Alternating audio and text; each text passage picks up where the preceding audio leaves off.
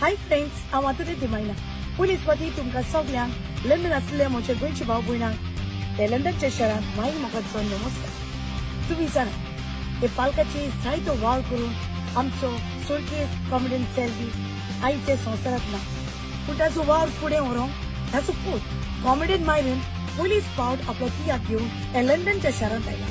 तियात्राचें नांव MHOZO daddy हो तियात्र गोंयभर बरोच गाजला आनी तेच भाशेन वायट तियात्र हॉल हातूंत ताणें सगळे शो हाऊसफुल केले. कॉमेडियन मायरन जावन आसा youngest director of the Konkani state.